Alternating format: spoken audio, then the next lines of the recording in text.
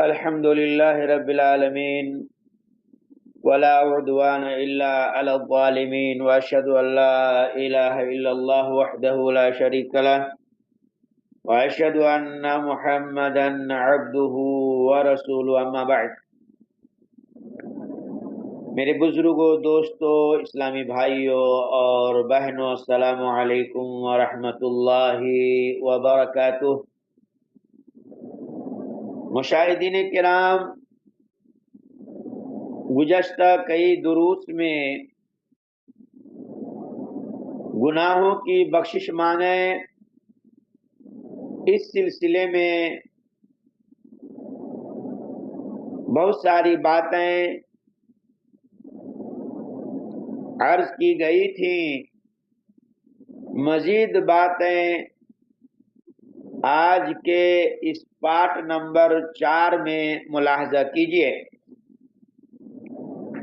ایک حدیث میں یہ بھی ہے کہ جو شخص جمعہ کے دن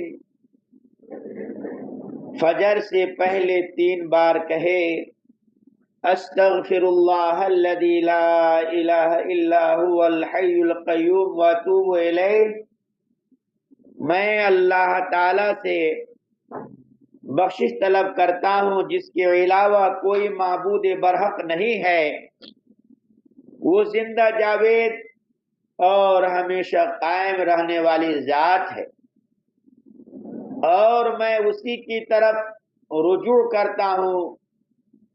اس کے سارے گناہ بخش دیے جائیں گے، چاہے سمندر کی جھاگ کے برابر ہی کیوں نہ ہو. نیز شداد بن اوس رضی اللہ عنہ سے مروی ہے کہ نبی کریم صلی اللہ علیہ وسلم نے فرمایا سید الاستغفار یہ ہے کہ تم کہو اللہم انت ربی لا الہ الا انت خلقتنی وانا عبدک وانا علی عہدک ووعدک ما استطعت اعوذ بک من شر ما صنعت ابوء لک بنعمتک علی وابوء بذنبی فاغفر لی فانہ لا یغفر الذنوب الا انت. یعنی یا اللہ، تو ہی میرا رب ہے، تیرے سوا کوئی معبود نہیں، تو نے مجھے پیدا کیا ہے اور میں تیرا بندہ ہوں. اپنی طاقت کے مطابق تیرے عہد و پیمان پر قائم ہوں. میں اپنے کیے ہوئے اعمال کے شر سے تیری پناہ مانگتا ہوں. مجھ پر ہونے والی تیری نعمتوں کا میں اقرار کرتا ہوں، ایسے ہی اپنے گناہوں کا بھی اعتراف کرتا ہوں. لہذا مجھے بخش دے، کیونکہ تیرے سوا کوئی بھی گناہوں کو بخشنے والا نہیں ہے. تو آپ صلی اللہ علیہ وسلم نے فرمایا جس شخص نے کامل یقین کے ساتھ دن کے وقت اسے پڑھا اور اسی دن شام ہونے سے پہلے اس کی موت ہو گئی تو وہ اہل جنت میں سے ہوگا. اور جس شخص نے اسے رات کے وقت یعنی اس دعا کو رات کے وقت کامل یقین کے ساتھ اسے پڑھا اور صبح ہونے سے قبل ہی فوت ہو گیا، مر گیا، تو وہ بھی جنت میں جائے گا. صحیح بخاری. انس رضی اللہ عنہ سے مروی ہے، وہ کہتے ہیں کہ میں نے رسول اللہ صلی اللہ علیہ وسلم کو فرماتے ہوئے سنا. آپ فرما رہے تھے اللہ تعالیٰ فرماتا ہے ابن آدم، اگر تیرے گناہ آسمان کی بلندیوں کو چھونے لگیں اور پھر تم مجھ سے مغفرت مانگو تو میں تمہیں بخش دوں گا. مجھے تمہارے گناہوں کی کوئی پرواہ نہیں ہوگی. ترمذی نے اسے روایت کیا ہے اور اسے حسن قرار دیا ہے. میرے اسلامی بھائیوں اور بہنوں، کسی بھی عبادت کے دوران اور اس سے فراغت کے بعد استغفار کرنا شرعی عمل ہے تاکہ عبادت میں ممکنہ کمی کوتاہی پوری ہو سکے. نیز خود پسندی اور ریاکاری سے انسان دور رہے. چنانچہ فرمانے باری تعالی ہے ثم افیضوا من حیث افاض الناس واستغفر اللہ ان اللہ غفور رحیم، پھر تم بھی وہیں سے واپس آ جاؤ جہاں سے لوگ واپس آتے ہیں، اور اللہ تعالی سے بخشش مانگو، بے شک اللہ تعالیٰ بخشنے والا نہایت رحم کرنے والا ہے۔ سورہ البقرہ آیت نمبر 199۔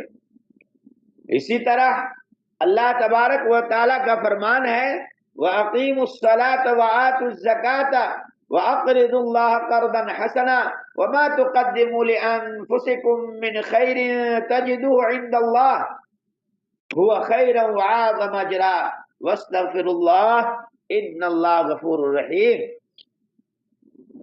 نماز قائم کرو، زکوٰۃ دو، اور اللہ کو قرض حسنہ دو، جو اپنے لیے بھلائی آگے بھیجو گے اسے اللہ کے ہاں موجود پاؤ گے، وہ بہتر اور اجر کے اعتبار سے بہت بڑا ہے۔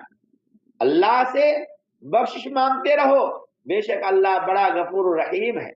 سورہ المزمل آیت نمبر 20۔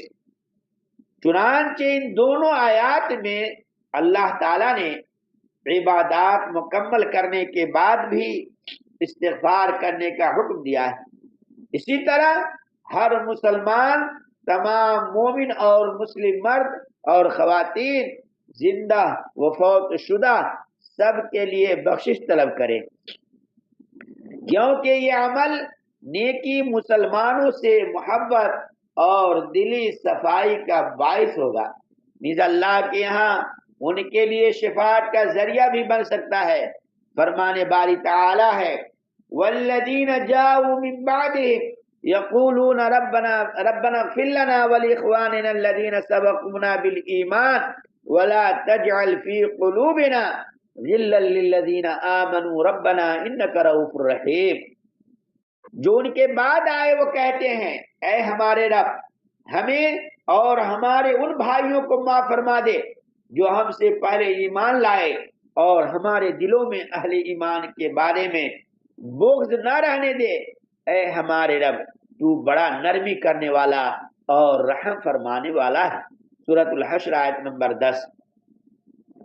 اور عبادہ بن صامت رضی اللہ عنہ کہتے ہیں کہ نبی کریم صلی اللہ علیہ وسلم نے فرمایا جو شخص مومن مرد اور خواتین کے لیے اللہ سے مغفرت طلب کرے تو اللہ اس کے لیے ہر مومن مرد اور خاتون کے بدلے میں ایک نیکی لکھ دے گا۔ حیثمی کہتے ہیں اس حدیث کی سند جید ہے۔ اس حدیث کے مصداق میں جنازے کی دعائیں اور قبرستان میں جا کر دعا کرنا بھی شامل ہے۔ نیز یہ عمل حملۃ العرش اور مقرب فرشتوں کی اقتدا بھی ہے۔ اللہ تعالیٰ نے حملۃ العرش اور مقرب فرشتوں کی دعائیں ذکر کرتے فرمایا الذین یحملون العرش ومن حولہ یسبحون بحمد ربہ ویؤمنون به ویستغفرون للذین آمنوا ربنا وسعت كل شيء رحمة وعلما فاغفر للذین تابوا واتبعوا سبیلك وقهم عذاب الجحیم۔ عرش الہی کے حامل فرشتے اور جو ملائکہ عرش کے گرد و پیش حاضر رہتے ہیں، عرش کے گرد و پیش حاضر رہتے ہیں، سب اپنے رب کے حمد کے ساتھ اس کی تسبیح بیان کر رہے ہیں۔ وہ اللہ پر ایمان رکھتے ہیں اور ایمانداروں کے حق میں دعائیں مغفرت کرتے ہیں۔ نیز وہ کہتے ہیں اے ہمارے رب، تو اپنی رحمت اور اپنے علم کے ساتھ ہر چیز پر چھپایا ہوا ہے۔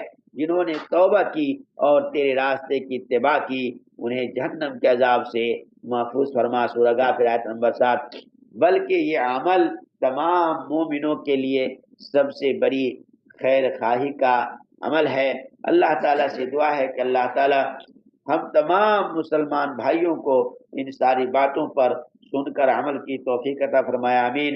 اب اجازت دیجیے آئندہ درس کے لیے اللہ تعالیٰ سے دعا ہے اللہ تعالیٰ ہم تمام مسلمان بھائیوں کو زیادہ سے زیادہ توبہ استغفار کرنے کی توفیق بخشے۔ وآخر دعوانا الحمدللہ رب العالمین، والسلام علیکم ورحمۃ اللہ وبرکاتہ۔